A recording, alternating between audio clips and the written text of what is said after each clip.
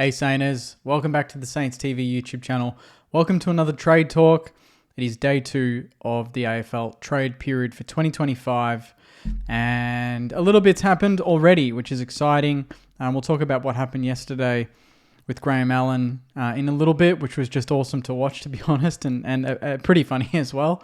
But the news today coming out of Cal Toomey, and it was very expected, it was alluded to by Graeme Allan yesterday, is that the Sam Flanders trade to St Kilda is agreed. This is directly from Cal. Pick 7 to head to the Suns could go through as early as today, being Tuesday, but more likely on Wednesday. It will set the Suns' hand as 6, 7, 14 and 17 inside the top 20 with many deals left to do. Now, no doubt, pick 7 to me is going to go maybe even 6 and 7, go straight to Melbourne to get Petrarca. I personally think this is a good deal. I think that some people are saying that it's overs for Sam Flanders. I think it is, as much as I did say in previous videos, it'd be really nice to get something back. I can't forget that he was contracted. He's a ball magnet, essentially, when he plays in the right positions. Look at his 2024 numbers, phenomenal season. Not yet hitting his prime, 24 years old, and will complement everything that we're going for absolutely perfectly. So pick 7 becomes essentially pick 11, 12. We can't forget again that Sam Flanders was pick 11 in 2019, which was a very strong draft. And clearly St Kilda doesn't value this year's draft.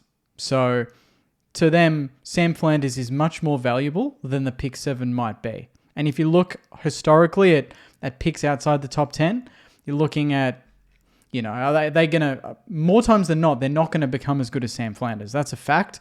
Obviously, Nasiah being pick 11 is an outlier there. But outside of that, if you had the option of keeping pick 7, not knowing what you're going to get, or getting Sam Flanders, who's a known player, and we know the skills that he can bring to the team, you absolutely get him done. So I think maybe something down the line might come back our way. I don't know, depending on what the Suns do. But I think maybe they're going to value that we've done this very proactively, and that gives them more time to focus on Petrarca and not have this drag out. So I think maybe in good faith, we've got this done quickly.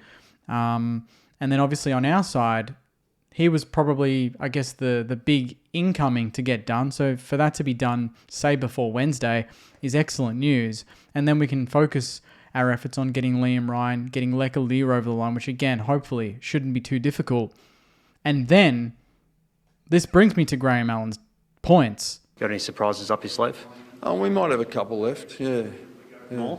Yeah, we might have.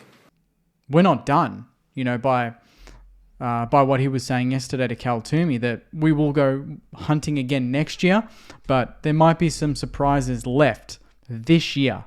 A couple surprises specifically is what he meant. So that's the big exciting news to come from yesterday with what Graeme Allan had to talk about.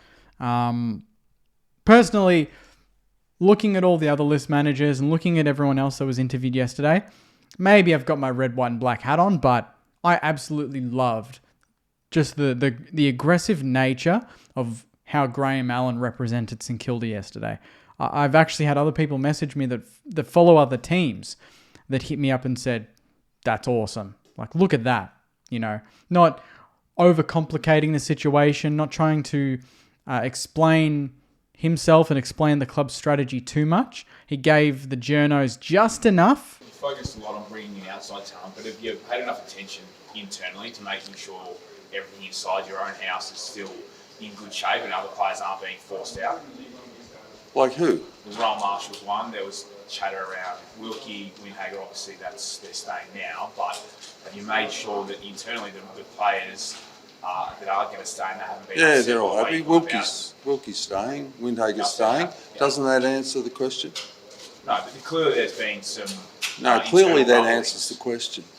Yeah.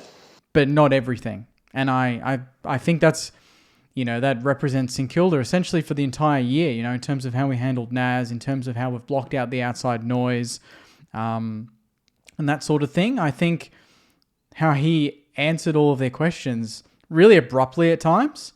Like, even Sam Flanders, when they brought him up, he was basically just saying, Yeah, pick 7. Yeah, I think that'll be a straight swap. He's a good player, isn't he? You know, that sort of thing. He just didn't give them anything.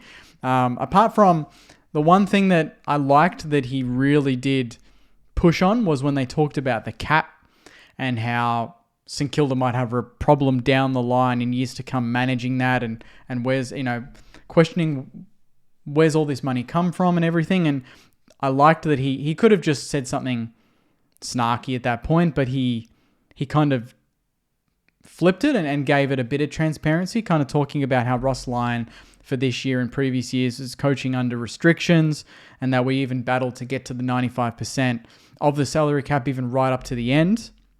And that's been happening for a couple of years. And then obviously not to mention that he did point out that we've front-ended, a lot of contracts, which means that for next year and beyond, and Rowan Marshall's a perfect case, that we've already probably paid up 50% of the next 2 years. Hence why I think we should be playing hardball on him because we've paid for 2026 and 2027. So I think that he wouldn't be the only player in that situation. There's mentions of King. I don't know if Jack Steele might have been front-ended. So I liked that he set the record straight when he needed to, and then he just blocked a few questions when he needed to as well. He went through every player. He allowed the questions to come for every player, so we can go through them as well. So Sam Flanders, we know, is pick 7, so that's going to be done and announced imminently. Then he talked about Jack Steele and said that he loves Jack Steele and he's known him since he was 18 at the GWS Giants, and no clubs have approached for that. But in that case, he pointed out that he would do the best we would do the best for Jack Steele and the best for the St Kilda Football Club. But when he talked about Rowan Marshall, it was on the flip side where he mentioned that he hadn't spoken to Geelong yet, which hilariously Andrew Mackey, I think, was the next person to be interviewed right after him, and he talked about chatting to Sauce on the weekend. So, a couple of different stories there. But with Rowe, he made a point that we will do what's best for the St Kilda Football Club, in the best interests of the St Kilda Football Club. Nothing, not the same as Steele, where we still want to do well for a servant of the club and a former captain now. But with Marshall, it was kind of a message to Geelong.